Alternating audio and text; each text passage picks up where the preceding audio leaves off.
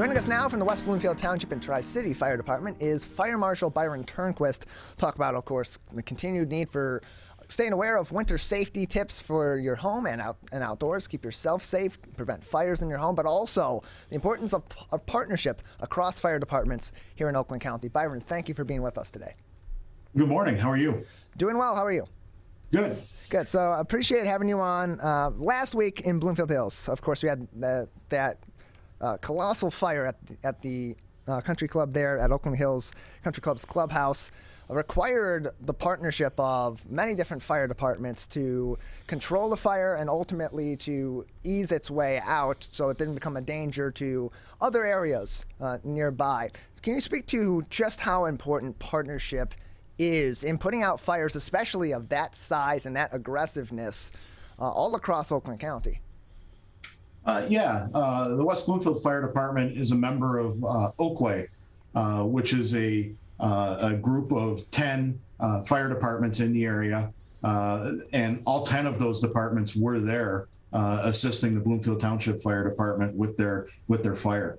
Whenever you have a large fire of that size, and more resources are needed, whether it's firemen, whether it's the tower trucks, the aerials, where we were using the master streams, putting water on the roof directly into the roof.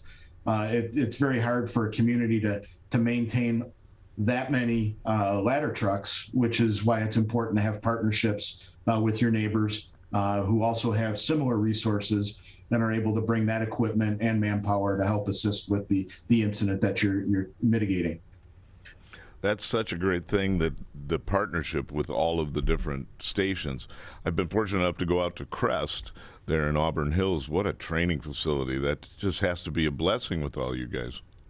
It is, and we work closely with all of our Oakway partners and train with them, and specifically whether we do local training in the southern end of the county or if we all meet up at Crest. We do use that facility, and it's a great resource to have in the county. So in between the partnered training, of course, the partnered firefighting and services, the first thing that really comes to my mind when I'm thinking about bringing all those different departments together to fight one single fire, or to contain at least one single fire in that moment, is what happens in all these different towns then when they are sending so many resources to this particular fire. How do you then continue the same level of support and the same level of service in each of these communities collectively while you are collectively attending to such a fire? Right. It's a logistical, or can be a logistical nightmare, but it is something that we practice and do. We'll do it quite often for a smaller fire. We had a small fire and a couple medical emergencies last week where our resources in West Bloomfield were depleted real quick. And we rely on our mutual aid partners, again, Oakway, to help fill the stations and be ready in our community to handle the next emergency. And that happens daily, or maybe not daily, but it happens often where it's second nature to us, where you'll have a Waterford crew in West Bloomfield, and we may be in Bloomfield Township. And as we start to use those resources or direct all those resources to a large incident, we start bringing other neighbors to fill in the communities that have depleted their resources, whether it's on that incident or on several smaller incidents. Were you out at Oakland Hills for that? I was out there for part of the day. Oh my, what a tragic thing that had to be. I mean, my goodness. Yeah, it was a very large fire. Again, because we practiced together, trained together, we were able to work seamlessly together, and just all of the different departments pulled together and worked towards the outcome.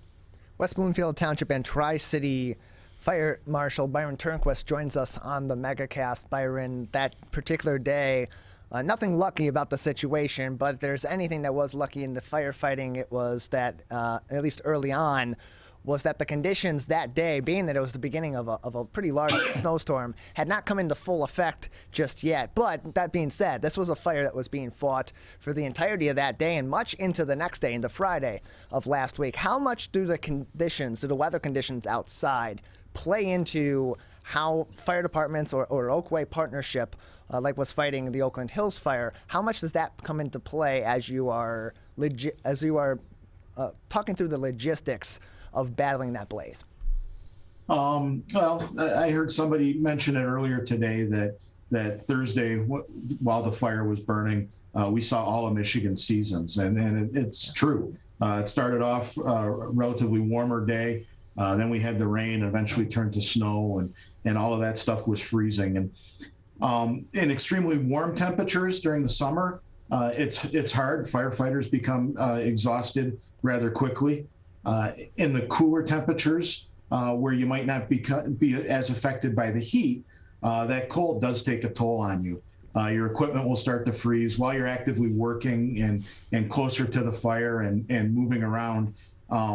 Your gloves will work, your air masks work appropriately. But in those colder temperatures, as soon as you start taking that equipment off to get a break, that stuff quickly freezes, along with the fire hoses that are frozen to the ground. While I was waiting to get in, I heard you mention, the possibility or the effect where fire trucks' wheels have been frozen to the parking lots. That can happen. On this particular fire, we were using the aerial devices, and I'm sure you saw in the news coverage, the firefighters were climbing up and down those ladders. With all the water that was being sprayed and the rain and the snow, those ladders became extremely icy, and it was dangerous for firefighters to go up and down. I've actually worn some of the equipment you guys wear, and it's heavy. I mean, the average amount of weight that you're putting on your body and then fighting it and then the weather, I applaud you. I mean, it's just a wonderful thing. It's so good that that cumulative group has, an order to it. That has to just, as bad as the fire is, as bad as the whole thing was, to have that organization is just, I absolutely applaud that. Wonderful. Yeah, well, the Bloomfield Township did an outstanding job orchestrating everything, coordinating everything. And we think of the fire departments that were there, but there were more people that were there as well. We were coordinating efforts with the country club staff to get some of the memorabilia out of the building. Bloomfield Township was working with their water department to make sure that we had a good, solid water supply. Consumers Energy was there, DTE was there, the Salvation Army was out there, the Bloomfield Township Police Department was out there and played a pivotal role. And even neighborhood restaurants were bringing food or coordinating getting food to feed the firefighters, because it was a prolonged incident that did go throughout the night and into the next day. We're joined by Byron Turnquist, West Bloomfield Township and Tri-City Fire Marshal, joining us on the MegaCast. Of course, we are in the middle of winter. We've had a couple of large snowstorms over the past few weeks, and with those snowstorms come potential at-home issues. You're trying to get the snow off of your vehicles if they're outside.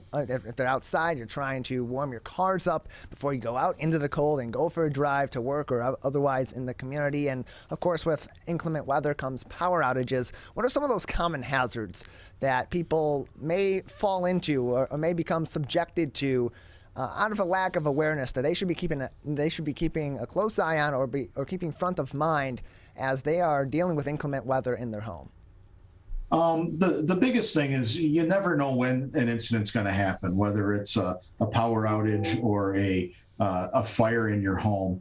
One thing to keep in mind with the snow, and I hope we don't see a lot more of it, but as it snows and we're clearing our driveways and we're clearing the parking lots in our businesses, we need to pay attention to those fire hydrants that are scattered throughout the neighborhood and in the parking lots. As we just saw with Oakland Hills, getting that water is extremely important. Fire hydrants that get plowed in and covered in snow delay us. It makes it harder for us to find the fire hydrant when we need it.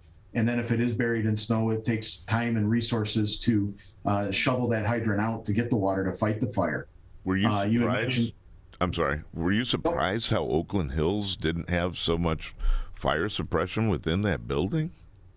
There was fire suppression within the building, okay. And unfortunately at this time I can't comment too much about right. what was going on inside of the building. Right. But to kind of redirect and bring it back to Tyler's comment, with power outages and stuff, if you're using a generator in your home, You want to make sure you get that generator outside. Don't run it in your garage. Get it away from the house. Get it away from doors and windows. That generator can be a source for fire, or it can also be a source for carbon monoxide, and you don't want that gas to fill your home. So Byron, the fire department recently responded to a fire at a home where the homeowners believed that they had extinguished the fire in their fireplace. Of course, they were using it recreationally. When their home up, it's nice for ambiance in the background. They thought they had put the fire out, but it wasn't out. Can you talk about fireplace safety for homeowners? Obviously, you want to make sure that fire is out and you want to make sure it's fully extinguished. What should that process be, and what are some other common hazards in the fireplace at people's homes that people should be more aware of? Before you use your fireplace, the beginning of every season, it's always a good idea to have that chimney cleaned and inspected by a professional chimney sweep, somebody that really knows what everything there is about your fireplace and your chimney, to inspect and make sure that it's ready to be used for the season. When you do use your fireplace, you want to make sure you use clean, dry wood. You don't want to use wood that was just recently, if you cut a tree down in your backyard, you want to let that dry and make sure it's ready to be burned. And then you want to limit what you use in your fireplace to wood. You don't want to use garbage or paper, those types of items, because that stuff the clean, dry wood will burn hot and work well in the chimney and keep some problems away. The other thing to keep in mind is when you clean your chimney, or when you clean the fireplace out after you use it, those coals that are in the bottom of the fireplace will hold their heat for a long time. So you want to make sure that when you clean that fireplace out, you put the ashes in a metal container, and again, keep them away from combustibles. Put them outside in the yard, not necessarily in a bucket or a bag on the back deck. You want to keep it in a metal container away from combustibles for a few more days.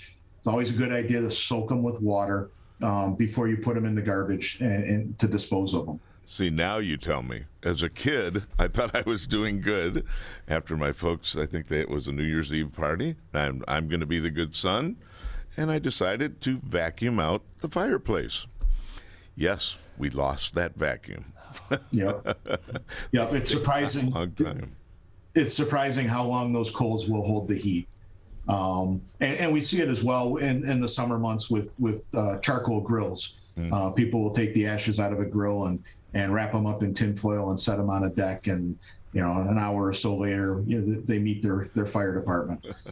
We're joined by Byron Turnquist, the West Bloomfield Township Fire Marshal, joining us on the MegaCast. And so, of course, we talked about a partnership out at Oakland Hills between local fire departments and on March 12th, Saturday, 11 a.m. That partnership between your department in West Bloomfield and Jeff's friendly department out there in Waterford will turn briefly to rivalry as we're returning the annual charity basketball game. Can you tell us about that event, how people can participate, and ultimately which charity this game will benefit? Yeah, this game is all the proceeds will go to benefit the Great Lakes Burn Camp, and that's a camp that has been established for people that have burn injuries, and it's an opportunity for kids to go and enjoy the camp experience. Again, we're battling with our friends to the north, the Waterford Regional Fire Department, and you caught me off guard here. I believe the game's at Kettering this year, Waterford Kettering. I believe so. Yeah, that's Saturday, March 12th. Yep, and it's a good family event to come on out and cheer on the firefighters as they compete against one another. Well, Byron, we thank you very much for joining us. Before we let you go, anything else at this time that would be important for our audience to keep in consideration to keep themselves safe in their home and out in the community this winter? Make sure you test your smoke alarms. That's your first defense to get you that early notification if there is a problem in your home. And almost just as important as a smoke alarm is your carbon monoxide detector. If your smoke alarm is more than 10 years old, replace it. They wear out over time. They're not as sensitive. And your CO detector, if they're more than 7 years old, it's a good idea to replace those. You want to keep those throughout the home. Your smoke alarms should be in every bedroom, outside of the sleeping area, and on every level of the house. And it's a good idea to have a CO detector on every level of your home. Byron, thank you so much for joining us. Thank you. Have a great day.